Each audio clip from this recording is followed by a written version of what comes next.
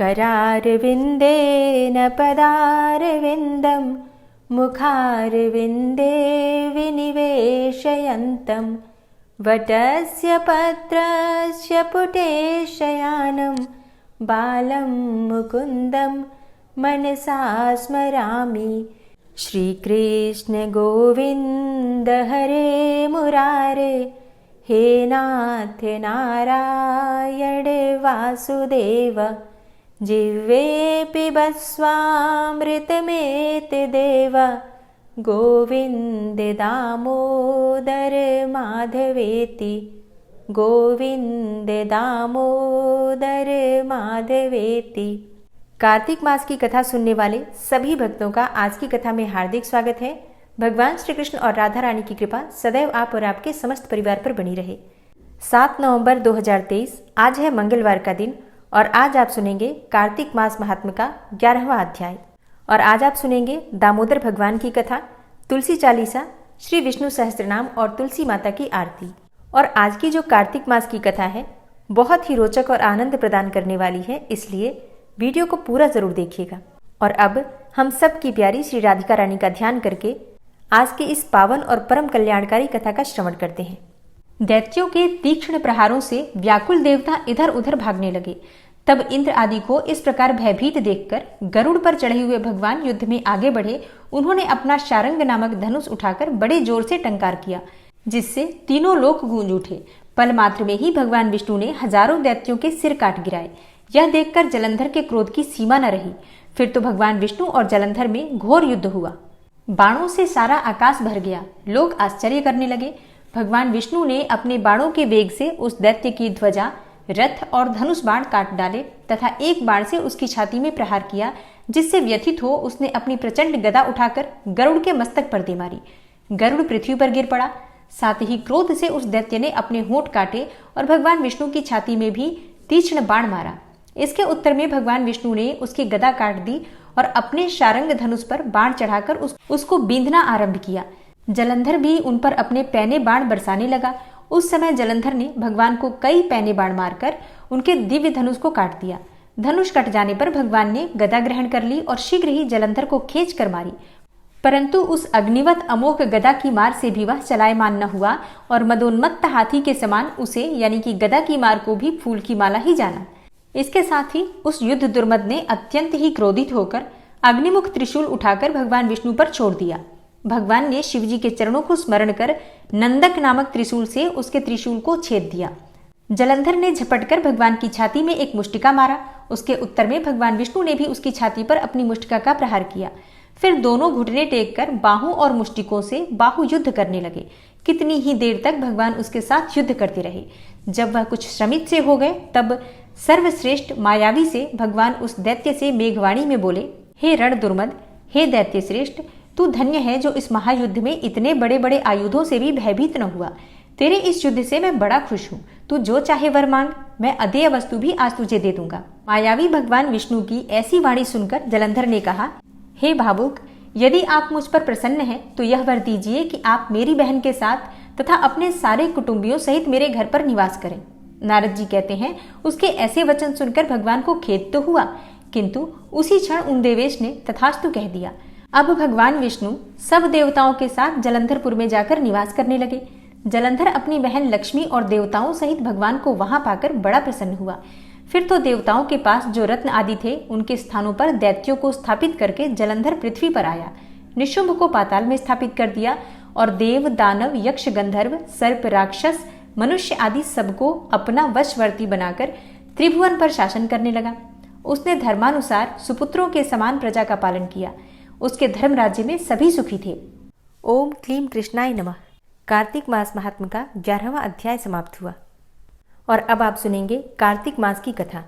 और कार्तिक मास के आज की कथा में आप सुनने वाले हैं भगवान श्री कृष्ण के दामोदर लीला की कथा।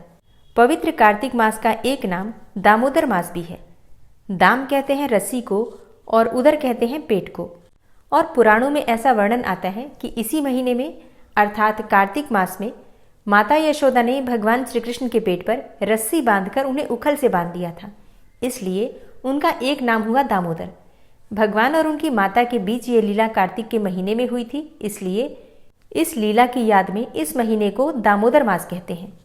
ब्रज में जब सुबह सुबह गोपियां दही मंथन करती तो उनका यही भाव होता कि नंदलाल ये माखन और दही खाएं।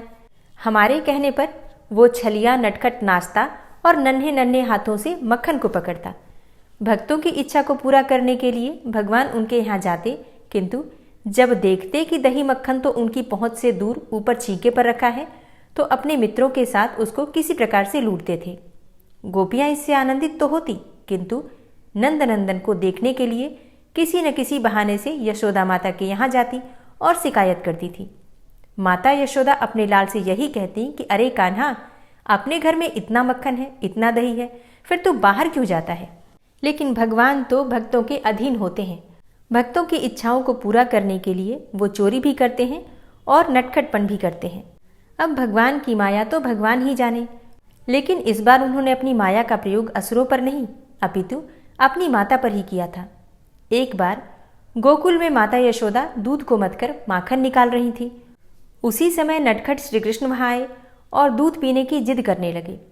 उनका मनोहर मुख देखकर वैसे ही माता यशोदा सब कुछ भूल जाती थी।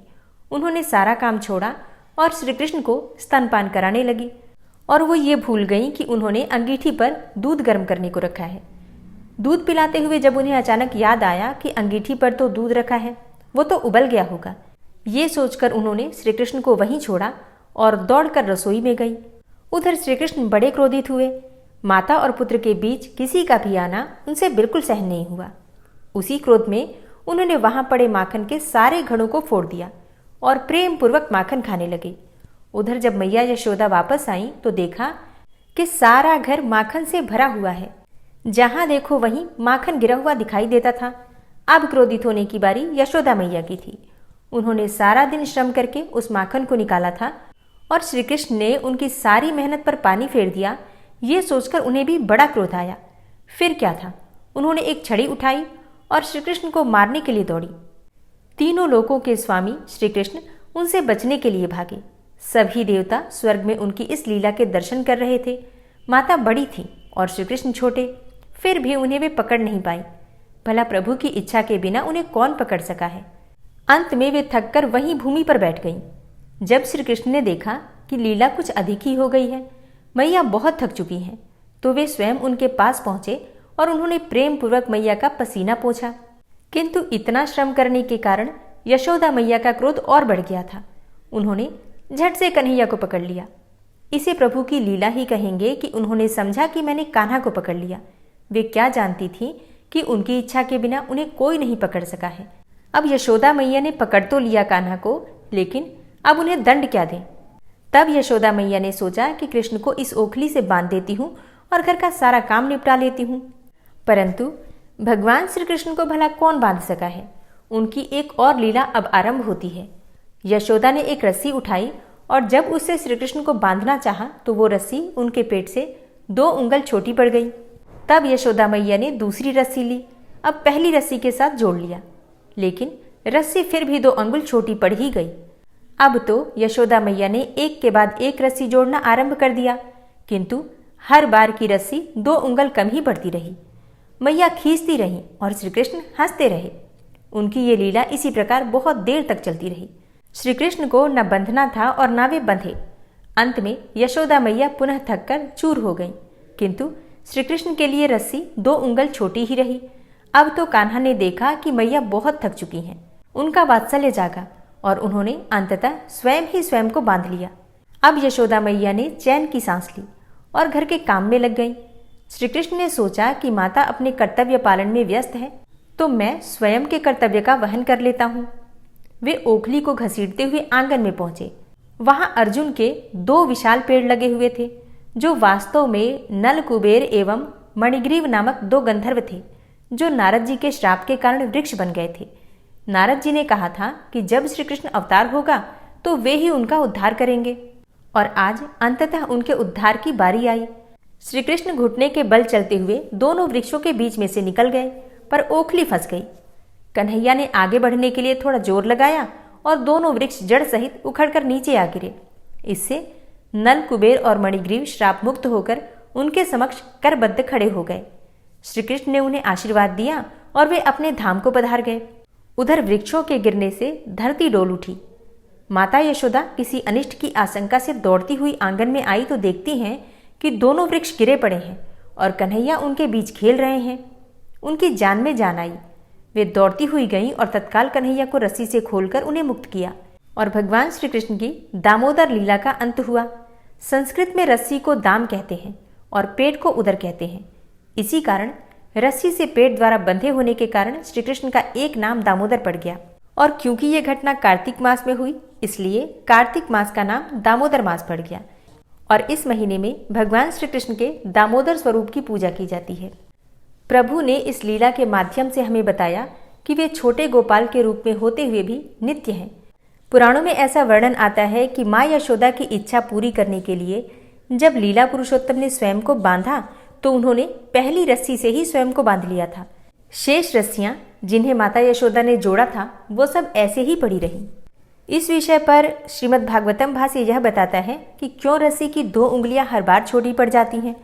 2 उंगलियां अर्थात मनुष्य का ईश्वर, 1 उंगली को प्राप्त करने का निष्कपट भक्तिपूर्ण प्रयास और ईश्वर की कृपा अर्थात दूसरी उंगली। और जब ये दोनों होंगे तभी परमात्मा हाथ लगेगा, नहीं तो परमात्मा को कोई प्राप्ति ही नहीं कर सकता। इसका सीधा सा मतलब है कि जब हम परमात्मा को पाने के लिए निष्कपट भाव से, पूरी भक्ति भाव से प्रयास करते हैं, बिना किसी छल कपट के, बिना किसी स्वार्थ के और निष्काम भाव से, मतलब कोई भी कामना न हो, बिल्कुल सिर्फ भक्ति की ही कामना हमारे मन में रहे, इस प्रकार से जब हम प्रयास करते हैं तो अपनी तरफ से अपनी 1 उंगली यानी कि भक्ति रूपी उंगली हम भगवान की तरफ करते हैं। और जब हम निष्कपट भाव से बिना किसी कामना के सिर्फ भगवान की भक्ति करते हैं तो हमारी 1 उंगली जो ईश्वर की तरफ जाती है, उसके बदले भगवान अपनी कृपा रूपी 1 उंगली हमारी तरफ करते हैं और तब ये दोनों उंगलियां मिलकर हमें परमात्मा से एकाकार कर देती हैं। तो निष्कपट भाव से ईश्वर की भक्ति में हमें लगे रहना चाहिए। प्रेम से बोलिए राई दामोदर भगवान की जय। और अब आप सुनेंगे श्री तुलसी चालीसा। श्री तुलसी महारानी करु विनय सिरनाय, जो मम हो संकट विकट दीजे मात नशाय। नमो नमो तुलसी महारानी, महिमा अमित न जाए बखानी। दियो विष्णु तुमको सन्माना, जग में छायो सुयस महाना। विष्णु प्रिया जय जयति भवानी, तिहु लोक की हो सुख खानी। भगवत पूजा करे जो कोई, बिना तुम्हारे सफल न होई। जिन घर तव नहीं होय निवासा, उस घर कर ही विष्णु नहीं बासा। करें सदा जो तव नित सुमिरन, तेहि के काज होय सब पूरन। कार्तिक मास महात्म तुम्हारा, ताको जानत सब संसारा। तव पूजन जो करे कुंवारी, पावे सुंदर वर सुकुमारी। करे जो पूजा नित प्रति नारी, सुख संपत्ति से होय सुखारी। वृद्धा नारी करे जो पूजन, मिले भक्ति होवे पुलकित मन। श्रद्धा से पूजे जो कोई, भवनिधि से तर जावे सोई।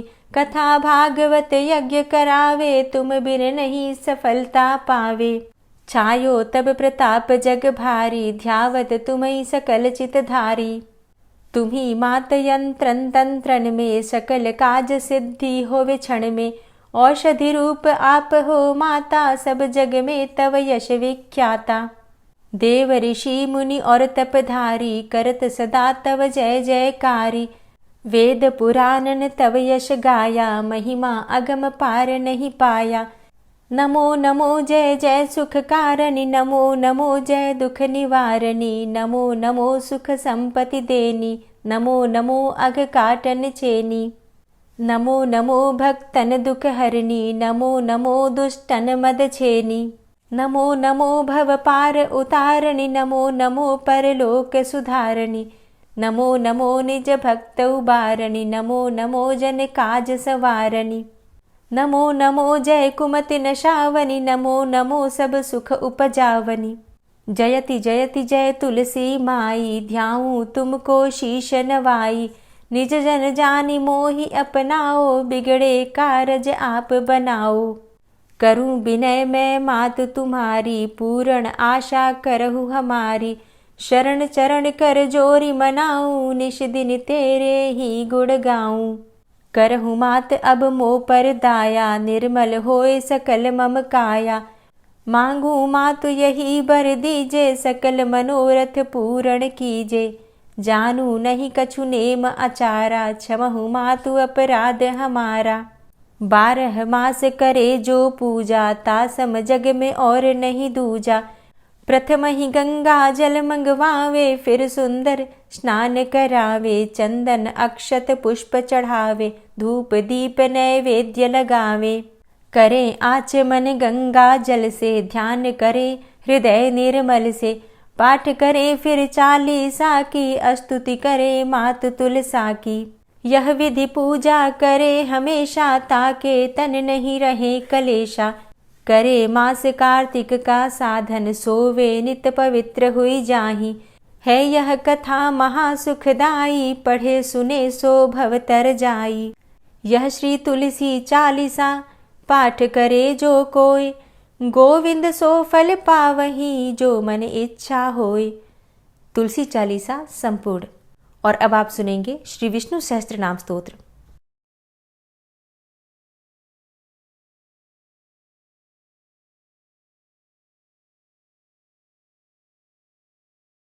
ओम विश्वं विष्णुर्वषट्कारो, भूतभव्य भवत्प्रभु। भूतकृत भूतभृद्भावो, भूतात्मा भूतवाहन। भूतात्मा परमात्मा च, मुक्तानां परमागति। अव्ययः पुरुषः साक्षी, क्षेत्रज्ञो अक्षर एव च। योगो योगविदां नेता, प्रधानपुरुषेश्वरः। नारसिंहवपुः श्रीमान्, केशवः पुरुषोत्तमः। सर्वः शर्वः शिवस्थाणुर्भूतादिर्निधिर्व्ययः। सम्भवो भावनो भर्ता, प्रभवः प्रभुरीश्वरः। स्वयंभू शम्भुरादित्यः, पुष्कराक्षो महास्वनः। अनादिनिधनो धाता, विधाता धातुरुत्तमः। अप्रमेयो ऋषिकेश, पद्मनाभो अमरप्रभु। विश्वकर्मा मनुस्त्वष्टा, स्थविष्ठः स्थविरो ध्रुवः। अग्राह्यः शाश्वतः कृष्णो, लोहिताक्षः प्रतर्दनः। प्रभूतस्त्रिककुब्धाम, पवित्रं मङ्गलं परम्। ईशानः प्राणदः प्राणो, ज्येष्ठः श्रेष्ठः प्रजापति। हिरण्यगर्भो भूगर्भो, माधवो मधुसूदनः। ईश्वरो विक्रमी धन्वी, मेधावी विक्रमः क्रमः। अनुत्तमो दुराधर्षः, कृतज्ञः कृतिरात्मवान्। सुरेशः शरणं शर्म, विश्वरेताः प्रजाभवः। अह संवत्सरो व्याल, प्रत्ययः सर्वदर्शनः। अजः सर्वेश्वरः, सिद्धः सिद्धे सर्वादिर्च्युतः। वृषाकपिर्मेयात्मा, सर्वयोगविनिश्रितः। वसुर्वसुमनः, सत्यः समात्मा, संमितः समः। अमोघः पुण्डरीकाक्षो, वृषकर्मा वृषाकृतिः। रुद्रो बहुशिरा बभ्रुर्विश्वयोनिः शुचिश्रवः। अमृतः शाश्वतस्थाणुर्वरारोहो महातपः। सर्वगः सर्वविद्भानुर्विश्वक्सेनो जनार्दनः। वेदो वेदविद्व्यङ्गो, वेदाङ्गो वेदवित्कविः। लोकाध्यक्षः सुराध्यक्षो, धर्माध्यक्षः कृताकृतः। चतुरात्मा चतुर्व्यूहश्चतुर्द्रष्टश्चतुर्भुजः। भ्राजिष्णुर्भोजनं भोक्ता, सहिष्णुर्जगदाति च। अनघो विजयो जेता, विश्वयोनिः पुनर्वसु। उपेन्द्रो वामनः प्रांशुर्मोघः शुचिरुर्जितः। अतीन्द्रः संग्रहः सर्गो, धृतात्मा नियमो यमः। वेद्यो वैद्यः सदा योगी, वीरः माधवो मधु। अतीन्द्रियो महामायो, महोत्साहो महाबलः। महाबुद्धिर्महावीर्यो, महाशक्तिर्महाद्युतिः। अनिर्देश्यवपुः श्रीमान्, मेयात्मा महाधृतिर्। महिश्वासो महीभर्ता, श्रीनिवासः सतां गतिः। अनिरुद्धः सुरानन्दो, गोविन्दो गोविन्दाम्पतिः। मरीचिर्दमनो हंस, सुपर्णो भुजगोत्तमः। हिरण्यनाभः सुतपा, पद्मनाभः प्रजापति। अमृत्यु सर्वदिक्सिंहः, सन्धाता सन्धिमान् स्थिरः। अजो दूर्मर्षणः शास्ता, विश्रुतात्मा सुरारिः। गुरुर्गुरुतमो धाम, सत्य सत्यपराक्रमः। निमिषो अनिमिषो श्रग्वी, वाचस्पतिरुदारधिः। अग्रणिर्ग्रामणी श्रीमान्, न्यायो नेता समीरणः। सहस्रमूर्धा विश्वात्मा, सहस्राक्षः सहस्रपात्। आवर्तनो निवृत्तात्मा, संवृतः संप्रमर्दनः। अह संवर्तको वहनिर्निलोधरणीधरः। सुप्रसादः प्रसन्नात्मा, विश्वदृग् विशुभुग् विभुः। सत्कर्ता सत्कृतः साधु, जहर्नुर्नारायणो नरः। असंख्येयो अप्रमेयात्मा, विशिष्टशिष्टकृच्छुवि। सिद्धार्थः सिद्धसङ्कल्पः, सिद्धिदः सिद्धिसाधनः। वृषाहि वृषभो विष्णुर्विष्पर्वा वृषोदरः। वर्धनो वर्धमानश्च, विविक्तः श्रुतिसागरः। सुभुजो दूर्धरो वाग्मी, महेन्द्रो वसुदो वसु। नैकरूपो बृहद्रूपः, शिपिविष्टः प्रकाशनः। ओजस्तेजो द्युतिधरः, प्रकाशात्मा प्रतापनः। ऋद्धस्पष्टाक्षरो मन्त्रश्चन्द्रांशुर्भास्करदुतिः। अमृतांशुद्भवो भानु, शशबिन्दुः सुरेश्वरः। औषधं जगतः सेतु, सत्यधर्मपराक्रमः। भूतभव्य भवन्नाथः, पवनः पावनो नलः। कामः कामकृत्कान्तः, कामः कामप्रदः प्रभुः। युगादिकृद्युगावर्तो, नैकमायो महाशनः। अदृश्यो अव्यक्तरूपश्च, सहस्रजितनन्तजित्। इष्टो अविशिष्ट शिष्टेष्ट, शिखण्डी नहुसो वृष। क्रोधः क्रोधकृत्कर्ता, विश्वबाहुर्महीधरः। अच्युतः प्रतितः प्राणः प्राणदो वासवानुजः अपां निधिर्धिष्ठानं प्रमत्तः प्रतिष्ठितः स्कन्दः स्कन्दधरो धूर्यो वरदो वायुवाहनः वासुदेवो बृहद्भानुरादिदेवः पुरन्दरः अशोकस्तारणस्तारः शूरः सौरिर्जनेश्वरः अनुकूलः शतावर्त पद्मी पद्मनिभेक्षणः पद्मनाभो अरविन्दाक्ष पद्मगर्भ शरीरभृत् महर्धिरिद्धो वृद्धात्मा महाक्षो गरुडाध्वजः अतुलः शरभो भीमो समयज्ञो हविर्हरि सर्वलक्षणलक्षण्यो लक्ष्मीवान् समितिञ्जयः वीक्षरो रोहितो मार्गो हेतुर्दामोदरः सः महीधरो महाभागो वेगवान् मिताशनः उद्भवः क्षोभणो देवः श्रीगर्भः परमेश्वरः करणं कारणं कर्ता विकर्ता गहनो गुहः व्यवसायो व्यवस्थान संस्थान स्थानदो ध्रुवः परर्थी परमस्पस्तुष्ट पुष्ट सुभेक्षणः रामो विरामो विरजो मार्गो नेयो नयोनयः वीरः शक्तिमतां श्रेष्ठो धर्मो धर्मविदुत्तमः वैकुण्ठः पुरुषः प्राणः प्राणदः प्रणवः पृथु हिरण्यगर्भः शत्रुघ्नो व्याप्तो वायुरुधोक्षजः ऋतुः सुदर्शनः कालः परमेष्ठी परिग्रहः उग्रः संवत्सरो दक्षो विश्रामो विश्वदक्षिणः विस्तारः स्थावरस्थाणु प्रमाणं बीजमव्ययम् अर्थो अनर्थो महाकोशो महाभोगो महाधनः अनिर्विण्णः स्थविष्टोऽभू धर्मयुपो महामखः नक्षत्रनेमिर्नक्षत्री क्षमा चामः समीहनः यज्ञ इज्जो महेज्यश्च क्रतुसत्रं सतां गतिः सर्वदर्शी विमुक्तात्मा सर्वज्ञो ज्ञानमुत्तमं सुव्रतः सुमुखः सुष्मा सुघोषः सुखदः सुहृतः मनोहरो जित्क्रोधो वीरबाहुर्विदारणः स्वापनः स्ववसो व्यापी नैकात्मानैककर्मकृत् वत्सरो वत्सलो वत्सी रत्नगर्भो धनेश्वरः धर्मगुप्त धर्मकृद्धर्मी सदसक्षरमक्षरम् अविज्ञाता सहस्रांसुर्विधाता कृतलक्षणः गभस्तिनेमिः सत्त्वस्थः सिंहो भूतमहेश्वरः आदिदेवो महादेवो देवेशो देवभृद्गुरुः उत्तरो गोपतिर्गोप्ता ज्ञानगम्यः पुरातनः शरीरभूतभृद्भोक्ता कपीन्द्रो भूरि दक्षिणः सोमभो अमृतपः सोमः पुरुजित पुरुषोत्तमः विनियोजयः सत्यसन्धो दाशाः सात्वतां पतिः जीवो विनयिता साक्षी मुकुन्दो अमितविक्रमः अम्भो निद्रणन्तात्मा महोदधीशयोऽन्तकः अजोमहारः स्वाभाव्यो जितामित्रः प्रमोदनः आनन्दो नन्दनो नन्दः सत्यधर्मा त्रिविक्रमः महर्षि कपिलाचार्यः कृतज्ञो मेदिनीपतिः त्रिपदस्त्रिदशाध्यक्षो महाशृङ्गः कृतान्तकृत् महावराहो गोविन्दः सुखेणः कनकाङ्गदी गुह्यो गभीरो गहनो गुप्तश्चक्रगदाधरः वेधा स्वाङ्गो अजितः कृष्णो दृढः सङ्कर्षणोच्युतः वरुणो वारुणो वृक्षः पुष्कराक्षो महामनाः भगवान् भगानन्दी वनमाली हलायुधः आदित्यो ज्योतिरादित्यः सहिष्णुर्गतिसत्तमः सुधन्वाखण्ड परशुर्दारुणो द्रविडप्रदः दिविस्त्रिक्सर्वदृग्व्यासो वाचस्पतिर्योनिजः त्रिसामासामगः साम निर्वाणं भेषजम्भिषक् सन्न्यासकृच्छमः शान्तो निष्ठा शान्तिः परायणं शुभाङ्गः शान्तिदस्रष्टा कुमुदः कुवलेशय गोहितो गोपतिर्गोप्ता वृषभाक्षो वृषाप्रियः अनिवर्ति निवृतात्मा संक्षेप्ता चेमकृच्छिवः श्रीवत्सवक्षा श्रीवास श्रीपति श्रीमताम्बरः श्रीद श्रीश श्रीनिवास श्रीनिधि श्रीविभावन श्रीधर श्रीकर श्रेय श्रीमान् लोकत्रयाश्रयः स्वक्ष स्वङ्ग शतानन्दो नन्दिर्ज्योतिर्गणेश्वरः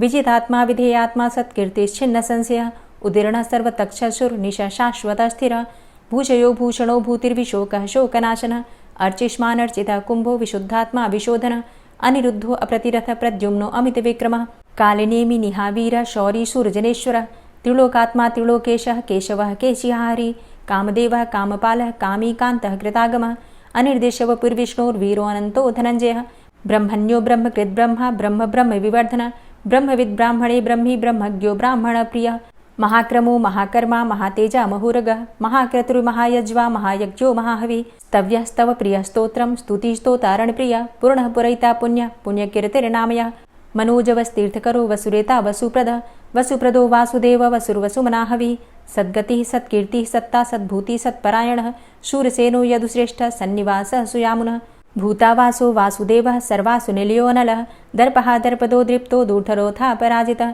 विश्वमूर्तिर्महामूर्तिर्दीप्तमूर्तिर्मूर्तिमान् अनेकमूर्तिरव्यक्तः शतमूर्तिः शताननः एको नैकः सवः क किं यत्तत्पदमनुत्तमं लोकबन्धुर्लोकनाथो माधवो भक्तवत्सलः सुवर्णवर्णो हेमाङ्गो वराङ्गश्चन्दनाङ्गदी वीरः विषमः शून्यो घृताशीरः चलश्चलः अमानीमानदो मान्यो लोकस्वामी त्रिलोकधृक् सुमेधा मेधजो धन्यः सत्यमेधा धराधरः तेजो वृषः द्वितिधरः सर्वशस्त्रभृताम्बरः प्रग्रहो निग्रहो व्यग्रो नैकशृङ्गो गदाग्रजः चतुर्मूर्तिश्चतुर्बाहुश्चतुर्व्यूहश्चतुर्गति चतुरात्मा चतुर्भावश्चतुर्वेदविदेकपात् समावर्तो अनिवृतात्मा दुर्जयो दुरतिक्रमः दुर्लभो दुर्गमो दुर्गो दुरावासो दुरारिहा शुभाङ्गो लोकसारङ्गः शुतन्तुस्तन्तुवर्धन इन्द्रकर्मा महाकर्मा कृतकर्मा कृतागमः उद्भवः सुन्दरः सुन्दो रत्ननाभः सुलोचनः अर्को वाजसनः शृङ्गी जयन्तः सर्वविजयी सुवर्णबिन्दुरक्षोभ्य सर्वभागीश्वरेश्वरः महाह्रदो महागर्तो महाभूतो महानिधि कुमुदः कुन्दरः कुन्दः पर्जन्यः पावनोऽनिलः अमृताशो अमृतवपुः सर्वज्ञः सर्वतोमुखः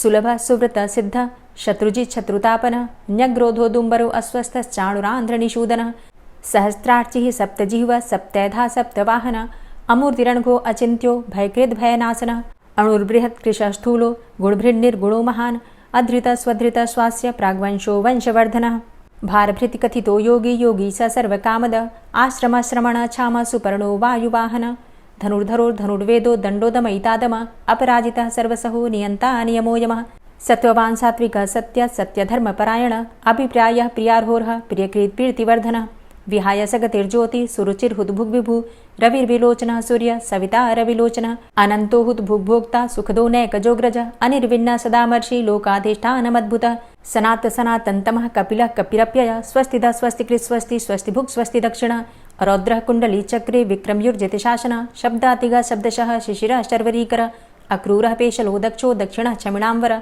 विद्वतमो वित्तभय पुण्यश्रवणकीर्तनः उत्तारणो दुष्कृतिः पुण्यो दुःस्वप्ननाशनः वीरहारक्षणः सन्तो जीवनः पर्यवस्थितः अनन्तरूपो अनन्तसृर्जितमन्युर्भयापः चतुरश्रो गभीरात्मा विदिशो व्यादिशो दिश अनादिर्भूर्भुवो लक्ष्मीः सुवीरो रुचिराङ्गदः जननो जन्मादिर्भीमो भीमपराक्रमः आधारनीलयो धाता पुष्पहासः प्रजागर ऊर्ध्वगः सत्पथाचारः प्राणदः प्रणमापण प्रमाणं प्राणनीलयः प्राणभृत् प्राणजीवनः तत्त्वं तत्त्वविदेकात्मा जन्म मृत्यु जरातिगः भूर्भुवः स्वस्तरुस्तारः सविता प्रपितामहः यज्ञो यज्ञपतिर्यज्वा यज्ञाङ्गो यज्ञवाहनः यज्ञभृद्यज्ञकृद्यज्ञ यज्ञभुग्यज्ञसाधनः यज्ञान्तिकृद्यज्ञ गुह्यमन्यमन्नादेव च आत्मयोनिः स्वयं जातो वैखानः सामगायनः देवकी नन्दनः स्रष्टा क्षितिसः पापनाशनः शङ्खभृन्नन्द कीचक्री शारङ्ग धन्वा गदाधरः रथाङ्गपाणिरक्षोभ्य सर्वप्रहरणायुधः सर्वप्रहरणायुधः ॐ नमः इति।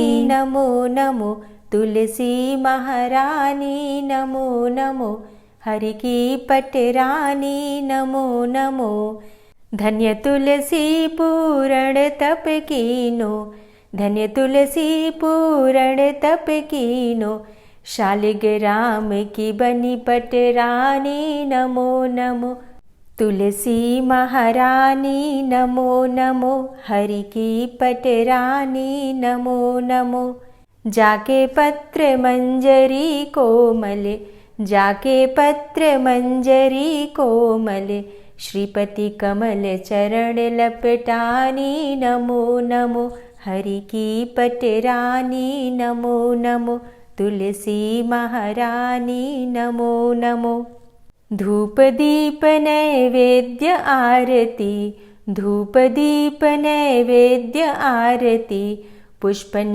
की वर्षा बरसानी नमो नमो हरि की पटरानी नमो नमो तुलसा महारानी नमो नमो 56 भोग 36 व्यंजन 56 भोग 36 व्यंजन बिन तुलसा हरि एक न मानी नमो नमो तुलसी महारानी नमो नमो हरि की पटरानी नमो नमो सभी सखी मैया तेरो यश गावे सभी सखी मैया तेरो यश गावे भक्ति दान दीजे महारानी नमो नमो तुलसा महारानी नमो नमो हरि की पटरानी नमो नमो नमो नमो तुलसा महारानी नमो नमो तुलसी महारानी